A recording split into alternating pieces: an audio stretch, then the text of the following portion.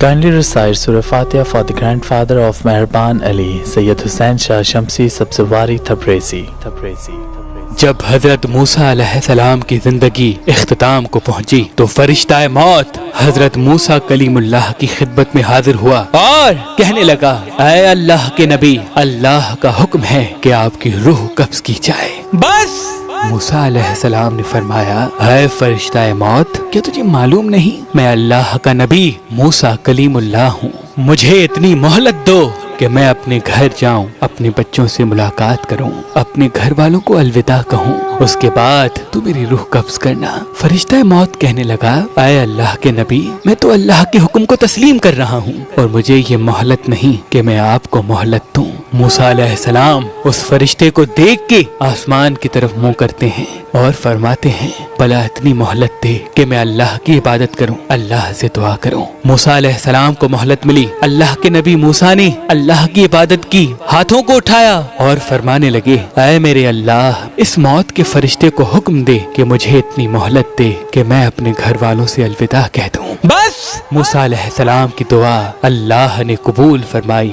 اللہ کے نبی موسیٰ علیہ السلام کو مہلت ملی۔ جیسے ہی موسیٰ علیہ السلام اپنے گھر آئے تو اپنی تمام اولاد سے الوداع کہنے لگے۔ کہتے کہتے اللہ کے نبی موسیٰ علیہ السلام کا ایک بچہ جو بہت ہی کم سن تھا، موسیٰ علیہ السلام نے جیسے ہی اسے دیکھا آپ کی آنکھیں نم ہو گئیں اور دل ہی دل میں سوچنے لگے کہ دوسرے میرے بیٹے تو بڑے ہیں، وہ اپنی زندگی گزار لیں گے، لیکن یہ میرا بچہ اتنا کم سن ہے، اتنا چھوٹا ہے، یہ زندگی کیسے گزارے گا؟ جیسے ہی موسیٰ علیہ السلام کا یہ سوچنا تھا، آواز غیب آنے لگی کہ اے موسیٰ، اپنی لاٹھی تمہارے پاس جو پتھر رکھا ہوا ہے اس پہ دے مار۔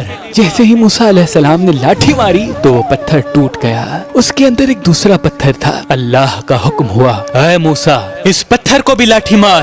جیسے ہی موسیٰ علیہ السلام نے اس پتھر کو لاٹھی ماری تو وہ پتھر بھی ٹوٹا اور اس پتھر کے اندر ایک چھوٹا سا کیڑا تھا جس کے منہ میں اناج کا دانہ تھا جو اس کو مزے سے کھا رہا تھا۔ بس جیسے ہی موسیٰ علیہ السلام نے یہ دیکھا، آواز غیب آئی، اے موسیٰ، دیکھ، اس پتھر کے اندر ایک پتھر تھا، اس پتھر میں چھپا یہ کیڑا بھی اپنے رزق سے محروم نہیں، اس کو بھی میں رزق دے رہا ہوں، تو تیرے بچے کو کیسے بھلا دوں گا؟ اے موسیٰ، سوچ، فرعون وقت کا بادشاہ تجھے مارنا چاہتا تھا، اس نے سینکڑوں بچے مار دیے، لیکن میں نے اسی کے محل میں اسی کے ہاتھوں سے تمہاری پرورش کروائی، تجھے اس قابل بنایا کہ تو اس کی حکومت کو ختم کر سکے۔ میں تیرے بچے کو کیسے بھول سکتا ہوں؟